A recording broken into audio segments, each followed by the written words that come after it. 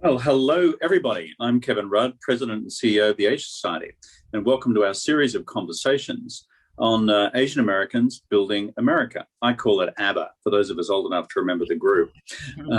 We're speaking with individuals from different backgrounds who are making a huge impact right across this country.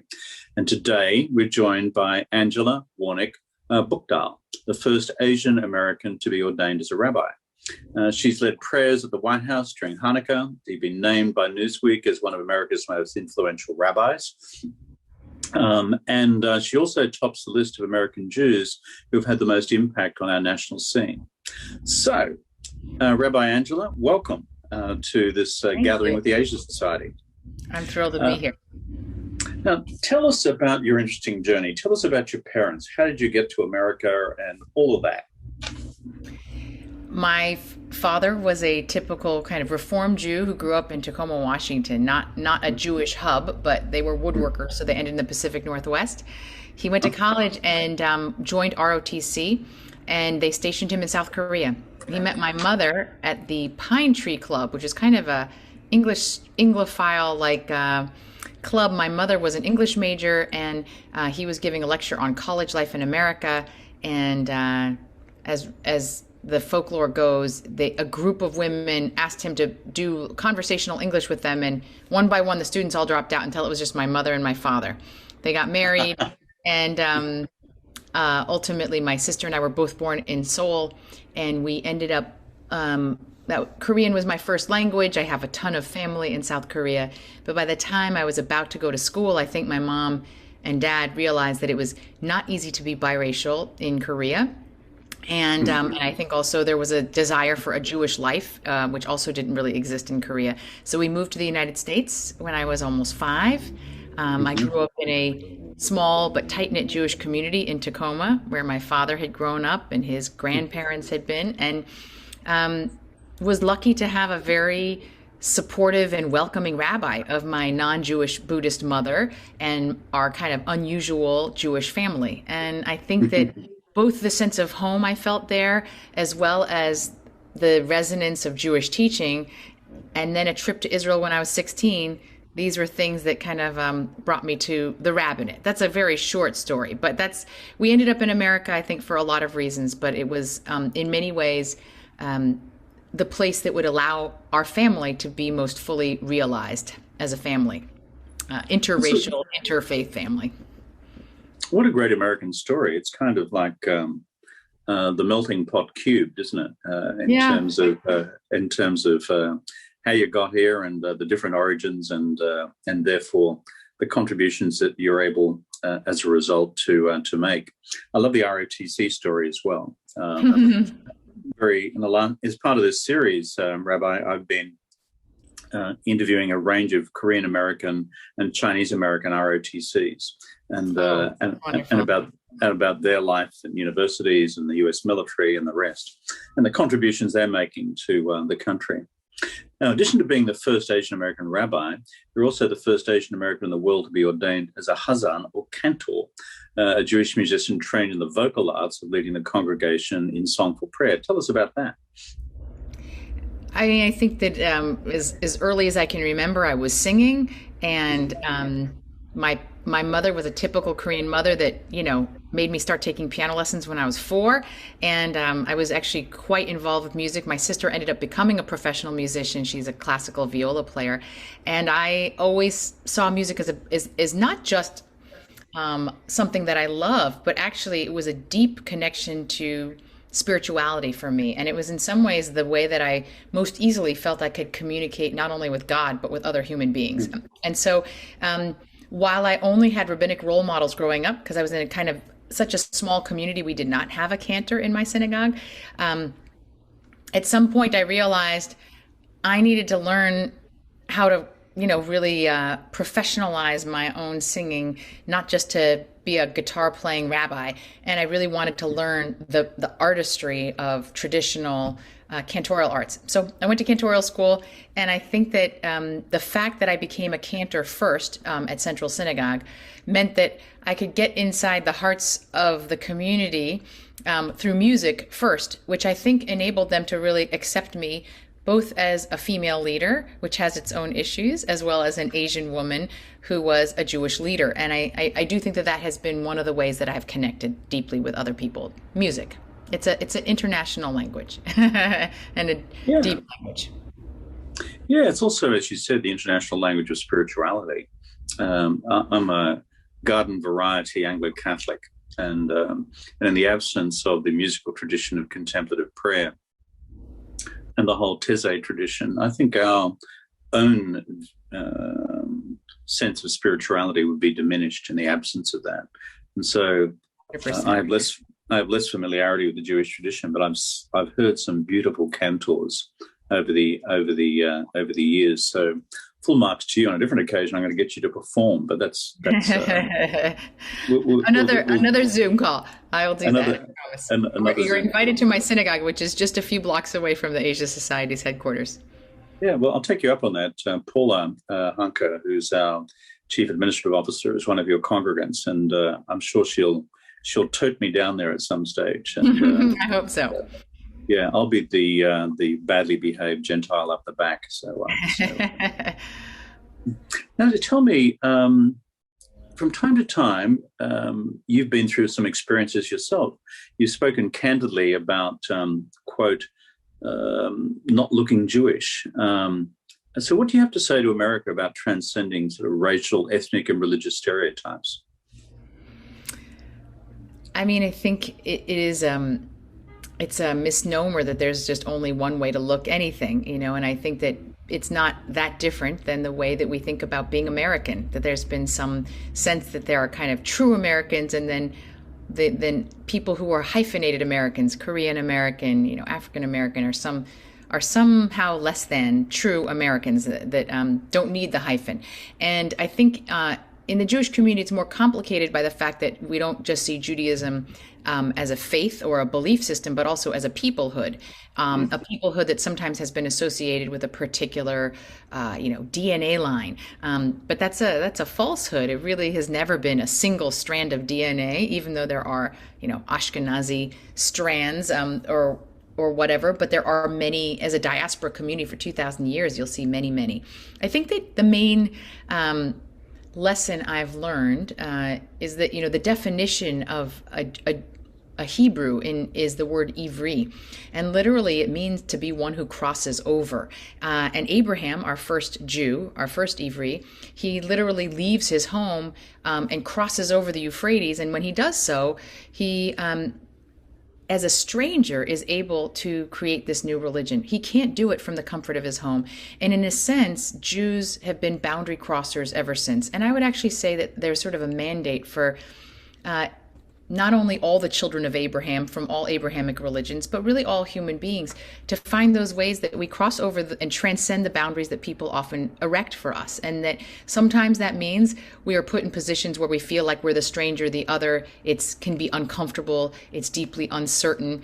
And yet that's where all the growth, I think, can happen and where transformation happens. And ironically, Abraham has to leave his birthplace to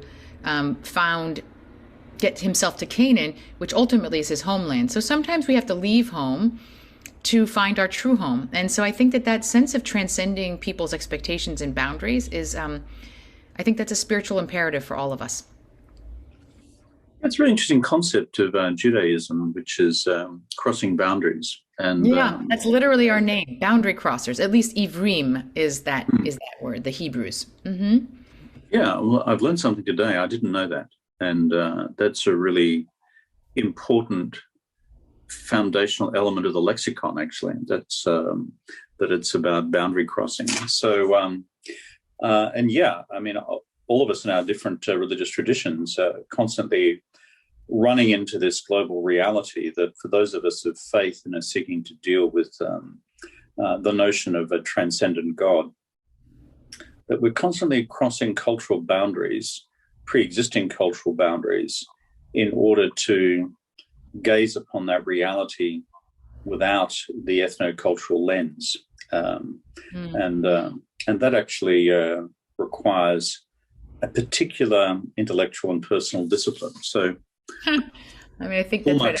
I've done a lot So of much. thinking about this because there's, on the one hand, I think that all tribes and peoples need to have some boundaries to have an identity. You have to understand who you Mm. are and where you fit in, and yet there's still an imperative at times for that not to be defined by others. And I think that ultimately God is boundaryless, so Mm.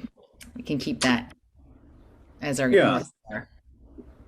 I think that's right. As the as the pole star of our aspirations as a human family. Yeah. So tell me, you've been talking about questions of race a lot, and some of your sermons have gone viral. I can't say the same about my local pastor. I don't think any of his sermons have gone viral recently, but at least here in Australia. But I'm normally living among you in New York. How do you feel about what you see in terms of this spate of race-based violence and intemperate behaviour towards Asian Americans at present? And reflecting on that, what do you think we can do about it as a community? I mean, it's obviously deeply disturbing. Any kind of hate-based violence terrorizes an entire community and is a affront to our humanity, really, that we can just hate for the sake of difference in this way. I mean, I think one of the benefits of, I think, this time of heightened awareness around race is the understanding of how much race is really a construction that is not based in any science or real biology, and that people are starting to understand that it's not just that it's a construction, but it's a construction that has generally been made to create hierarchies of value between human beings based on something very superficial. And so I think groundbreaking books like Caste by Isabel Wilkerson help us understand how this has been employed in various times in various places. This idea of race, and I think that the more understanding we can have, the more that we are able to break down some of these barriers. But I think that the pandemic has contributed to the fact that it's very easy to have an us and them, to dehumanize and demonize when we're just not proximate to each other anymore. I think relationships and storytelling are the key to actually understanding each other. And we've had about a year and a half where we've been kind of in our caves, and that has not been helpful for our ability to understand each other. Yeah, when we think about caves, one of the words that comes so quickly to the top of mind is the tribe being in the cave in and around. And this is not good in terms of a broader awareness of our common humanity, let alone our aspirations towards common divinity. Yeah. So I mean, there are famous stories of caves from Plato to there's one in our tradition of the founder of the writer of the Zohar, Shimon Bar Yochai. When there was a time of danger, he lived in a cave for 12 years with his son and just studied Torah. And of course, he came to such great insights and wisdom when he was solitude in the cave and studying every day. But when he comes out and emerges, he feels such a sense of judgment and righteousness that everything he looks at, every person he looks at, he judges them. How are they just doing these mundane tasks? I have these lofty ideas, and everything incinerates in his eyes. And God actually is so upset at him. He's like, this is why you were in a cave, so that you could do this to my people? He sends him back in the cave and says, learn how to come back and heal people. And I think that we've all been in our caves, and it's time for us to come out and learn not to sit in our self-righteousness, but to actually learn how to heal each other. Yeah, there's a lot of wisdom in that. The Plato, the cave and shadows, I think, is so seminal to the human reflection. Yeah. In the Christian tradition, the North African mystics who disappeared into caves for centuries, well, not literally centuries per life, but for several hundred years, often when they came out of their caves, they were the most intolerant, horrible people. I think the divine wisdom is to send them back there as quickly as possible. St. Anthony of Egypt comes to mind, but that's a different story. Last question is, Rabbi, what gives you hope about this question of race in America today? What causes you to believe that we can get beyond this and, in fact, turn this into, pardon my mixing of theological metaphors, but an epiphanous moment, and take us to a different place? I mean, I think I've seen some beautiful ways that different groups have stepped up for each other. As painful as it was with the, some of the rising Asian violence when in after the Atlanta shootings, I can't tell you how many people reached out and said, we stand with you. And I realized that, we can't fight anti-Asian hate just as an Asian community, just as I can't fight anti-Semitism just as a Jewish community, just as we can't expect that the African-American community is fighting anti-Black racism alone. And I think what you're starting to see is the sense that we are all in this together. And in a painful way, I think that there are lots of groups that feel like they're the other in this moment. Even white men feel under attack in certain ways at this moment. And instead of it feeling like this pushes us all away, I believe there's this potential to create a much greater radical empathy for the otherness and pain that different groups are feeling, and that we will stand together. Say, let's remember that 99.9% of our DNA is all exactly the same. That these things really are superficial differences, and that we stand together against that kind of bigotry. So that gives me hope, and I see it in a lot of places. Yeah, well, I mean, even in the depths of despair, when Martin Luther King can speak about all God's children, black children, yellow children, white children, playing together and being together, and the adversity under which he said that, it's kind of interesting when you start to see the hate dished out in multiple directions. People then suddenly discover the collective better angels in our common nature, and that to say this is quite wrong towards anybody.